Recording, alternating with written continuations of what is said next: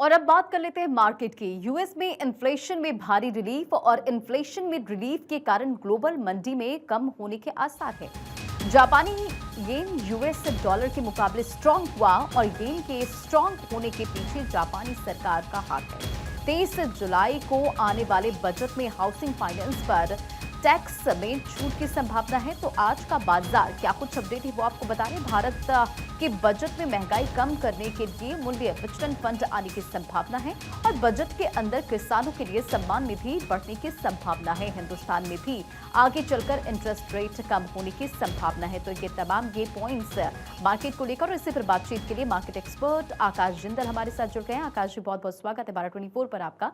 और देखिए, तमाम पॉइंट्स जो कि दर्शकों को हमने बताया है और भारत के बजट में महंगाई कम करने के लिए मूल्य विचलन फंड आने की संभावना है।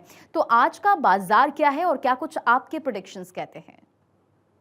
देखिए, बिल्कुल आपने सही कहा। भारत के बजट में ये एक्सपेक्टेशन है, बहुत बड़ी संभावना है इन्फ्लेशन रिलीफ, महंगाई से कमी के लिए कोई बड़ा प्रयास किया जाए। तो प्राइस स्टेबलाइजेशन फंड एक ऐसी चीज है जिसके आने की संभावना है कि बजट के अंदर ऐसी कोई चीज लाई जाए कि इन्फ्लेशन यानी महंगाई से आम आदमी को मुक्ति दिलाई जाए। उसके अलावा किसान भाइयों के लिए, हमारे अन्नदाताओं के लिए स्कीम्स आने की संभावना है कि शायद हमारे किसान भाइयों के लिए जीरो इंटरेस्ट स्कीम आए, तो उससे भी उनको काफी फायदा हो सकता है। जहां तक ग्लोबल सिचुएशन कहें, अमेरिका में एक संभावना बन रही है कि रेट ऑफ इंटरेस्ट कम होने की। यहाँ दर्शकों को ये बता दूं, मेरी ऑर्गेनाइजेशन आकाश निंदल का मानना है, अगर अमेरिका में रेट ऑफ इंटरेस्ट कम होते हैं तो उसका इम्पैक्ट हिंदुस्तान पे भी पड़ सकता है। तो उसके बाद हिंदुस्तान में भी रेट ऑफ इंटरेस्ट कम होने की संभावना है। तो इसलिए अगर आप बैंक फिक्स्ड डिपॉजिट्स वगैरह करना चाहते हैं तो लॉन्ग टर्म के लिए करें, ताकि आपको हायर रेट ऑफ इंटरेस्ट आपके साथ लंबे समय तक चले। क्योंकि अब जो है, रेट ऑफ इंटरेस्ट कम होने का वक्त आ गया है। जिस तरीके से ग्लोबल सिनेरियो चल रहा है, इसी के चलते हुए यूरोपियन मार्केट में भी तेजी रही।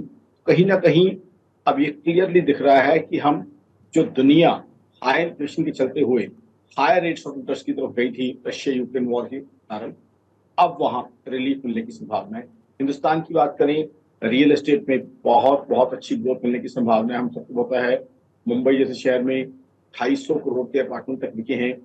अब जो है, लैंड की स्क्योर्स होती जा रही है। लैंड एक ऐसी चीज है जिसकी सप्लाई नहीं बढ़ रही, डिमांड बढ़ती जा रही है। पॉपुलेशन में हम दुनिया में सबसे आगे हो ही गए हैं, सबसे हाई हो गए हैं। हालांकि लैंड उस प्रोपोर्शन में हमारे पास नहीं है। तो कहीं ना कहीं क्लियर है, बहुत सी बेल्ट्स ऐसी हैं, जैसे यमुना एक्सप्रेसवे है, द्वारका एक्सप्रेसवे है, मुल्लापुर न्यू चंडीगढ़ है, वहां पे काफी अप्रिसिएशन आने की संभावना है। प्लॉटेड लैंड में काफी अप्रिसिएशन हो सकती है, अच्छी रिटर्न मिलने की संभावना है।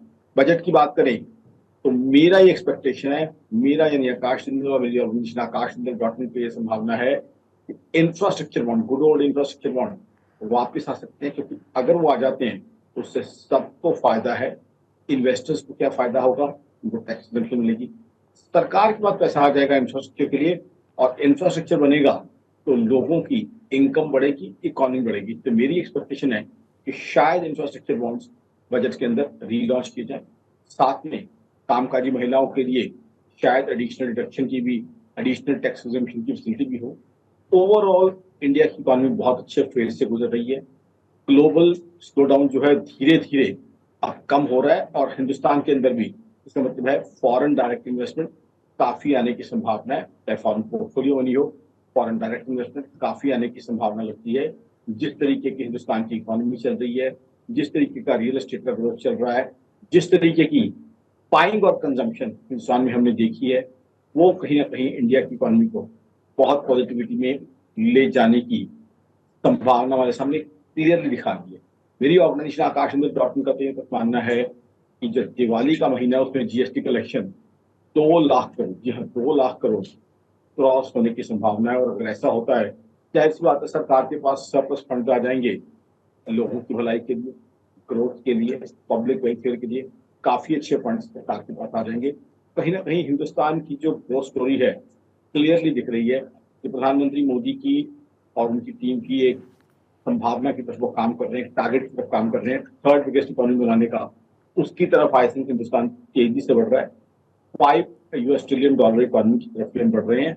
और मेरा तो ये मानना है कि 2035 तक संभावना यह है कि इंडिया वो भी $10 ट्रिलियन इकोनॉमी। तो क्लियरली इंडिया की ग्रोथ स्टोरी, इंडिया एक ग्रोथ ट्रैजेक्टरी में है और उस ग्रोथ ट्रैजेक्टरी में एफडीआई और पोर्टफोलियो मनी भी जो है कहीं ना कहीं मदद करने और मददगार साबित होगा आगे चल के, ऐसी मुझे संभावना लग रही है।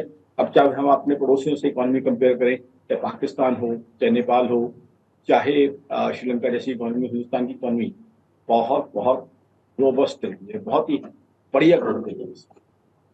आप बिल्कुल देखिए, यूएस में इन्फ्लेशन में भारी रिलीफ और इससे इन्फ्लेशन में रिलीफ के कारण ग्लोबल मंदी के भी कम होने के आसार है, जिसका जिक्र अभी आकाश जी भी कर रहे थे। बहुत बहुत शुक्रिया इन तमाम जानकारियों के लिए और ये पूरी जानकारी शेयर करने के लिए।